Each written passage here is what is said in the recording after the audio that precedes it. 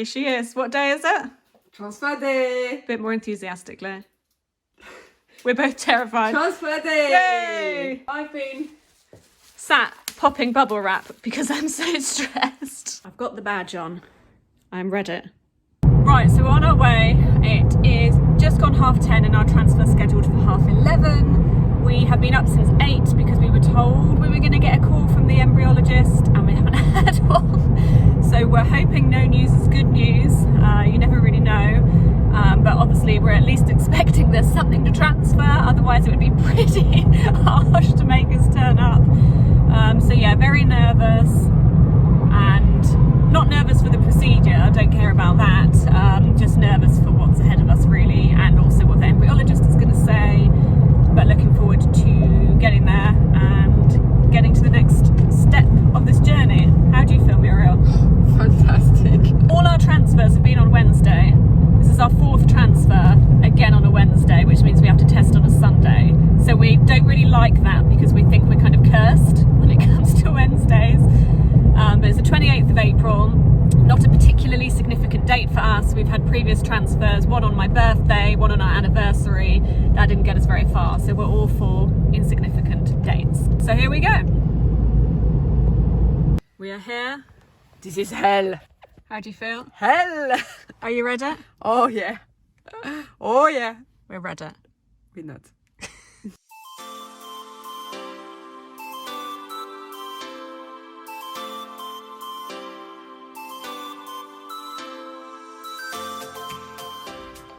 I'm so tired. I can't keep one eye open.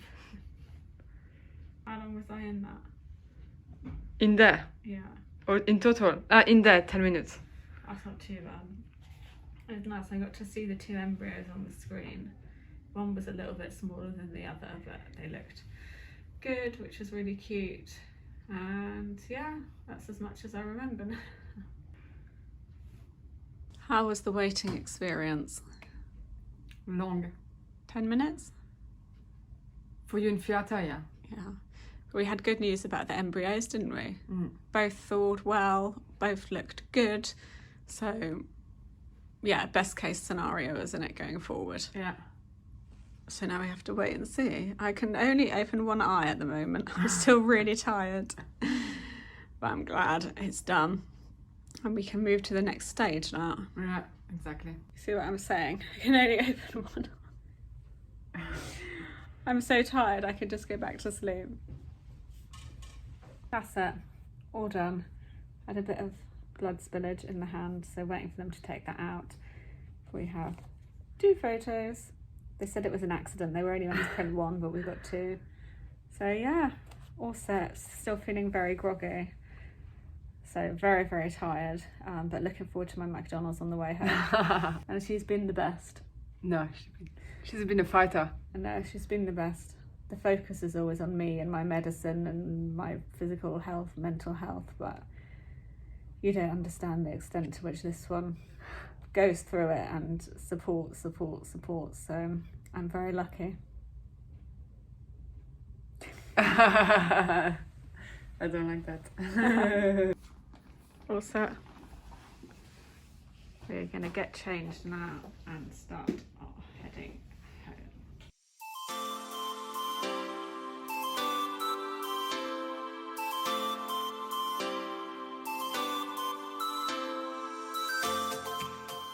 So it is now the day after transfer day. I am 1DP5DT, 1 day past the 5-day transfer. So I'm taking it really slow today, technically got the day off, but I'm still going to do a little bit of marking just to keep my mind busy. I am mainly just kind of sorting through lots of things, boring things that involve computer work, lying down a lot, sitting down a lot. We went for a very short walk and I was purposely going very, very slow, just to our post boxes. We had to ship off some bracelets, but that literally took about, I'd say, 15 to 20 minutes. I was going very slowly, but it was nice to get a bit of fresh air. And I'm hopefully gonna see my mum later in the garden and sit outside with her for a little bit. And that is it. I am purposely trying to sleep a bit more where possible. And we've got the bank holiday weekend ahead. Today is Thursday. So I'm working tomorrow, Friday, which is a bit of a shorter day. And then, yeah, all weekend. It's actually going to rain all weekend, which I think is nature's way of telling me to take it easy. So I will be really, I'm not going to stay in bed because I think I won't be able to stand that, but I will be lying on the sofa a lot, watching a lot of Netflix. Muriel said she'll drive me out in the car just to drive around, so I feel that I've gone out somewhere. The transfer went well, but I think it was the most knocked out I've ever been, because apparently they had to give me an increased dose of sedation. Don't remember any of that. I just remember falling asleep and thought everything was fine. And normally apparently they give me a drug to help wake me up, but they didn't on this occasion. So after transfer, which took about 10 minutes, I was wheeled back to the room and was still completely out of it for about 45 minutes before I was able to wake up. And even today, I kept saying to Muriel, oh, there's a picture of me eating a biscuit and having a cup of tea, but I have no recollection of asking for those things. And there's many parts that I just have no recollection of, even though there's photographic evidence of. And you'll see from the video that I'm kind of like this. I'm kind of got one eye open. So I really... Apparently we kept saying to Muriel, get the video, take a video, but have no recollection of hardly anything I said or did. So yeah, it is weird to think that I've got 2 little embryos inside of me. I think when you have the transfer, first couple of days, you're excited and you're hopeful and you have like a warm, fuzzy feeling. And then as the 2-week wait ticks on, you start to freak out. And we will definitely be freaking out because we've had such bad news 3 times over. So we'll see where the 4th round takes us. We've got our 2 embryos. We are over the moon that they thawed. When the embryologist came in to see us, it was quite entertaining because she has to ask our names and date of births before she can give us the information. So she asked my name, said it all, date of birth, fine. And then she said to Muriel, can I have your name?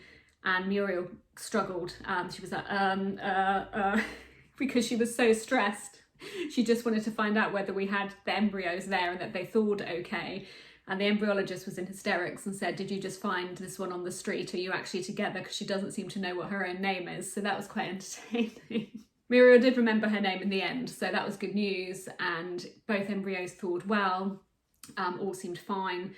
So that was our biggest fear yesterday. So we know we are tremendously lucky to have had them thaw and to have the opportunity to see where this transfer takes us.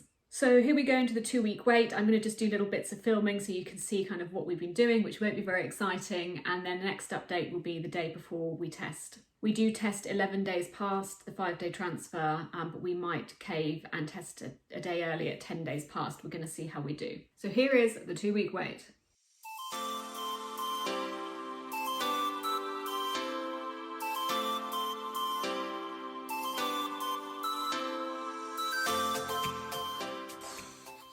Okay. Do I have to be in it? Yeah, you're in it now. You're in the background.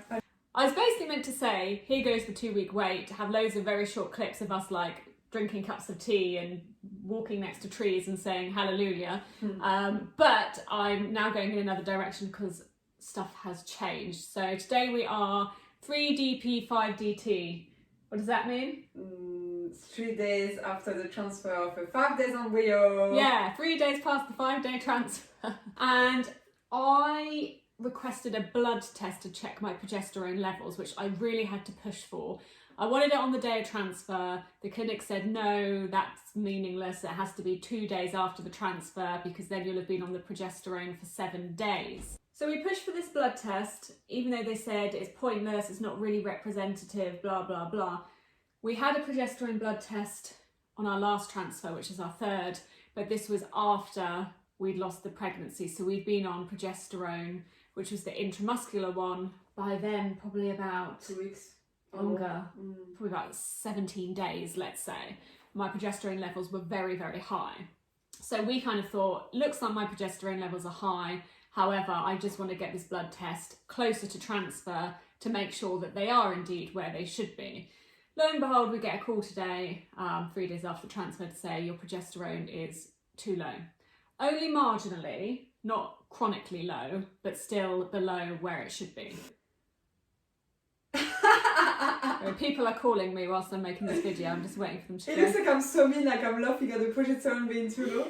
So our clinic rang us this morning, Saturday morning, which they never do, and said you need to double up on your Lubion. So I'm now going to take a Lubion injection every morning and evening alongside the pessaries. So I'm going to, basically on double what I'm on, which I'm happy that we've identified. Also pissed that we've identified it now on our 4th transfer. It seems way too late to be discovering this. And also pissed because I don't react very well to Lubion. I already feel sick. I already feel very, very bloated and sore and bruised all here. So the fact of doubling that, I just know I'm going to ride out the 2-week wait feeling pretty crappy. Anyway, this is a very impromptu video. We are quite shocked by the fact my progesterone was too low.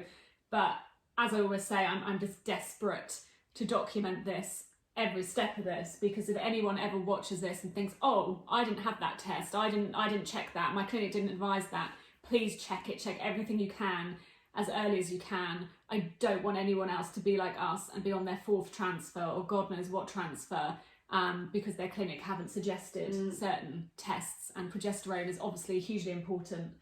And if we can save anyone from an extra transfer, extra money, extra pain and misery, we will.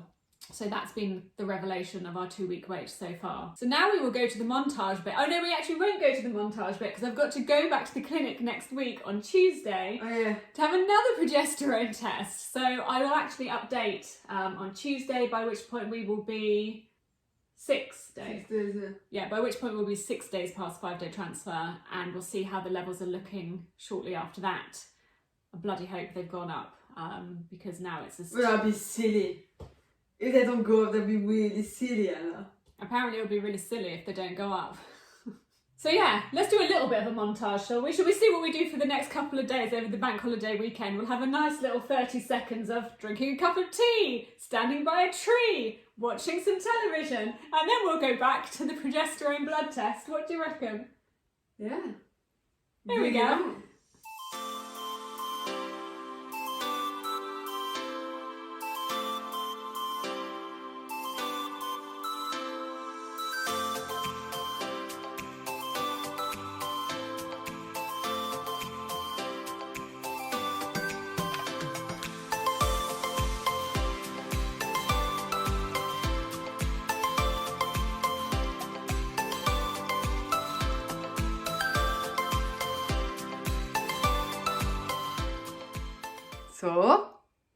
So, my progesterone levels have increased. So they went from 52 to 63, I think the reading was, and the consultant said that he is happy with that. Stomach is quite sore from the Lubion now, but at least we've doubled the dose, we hope, as early as possible.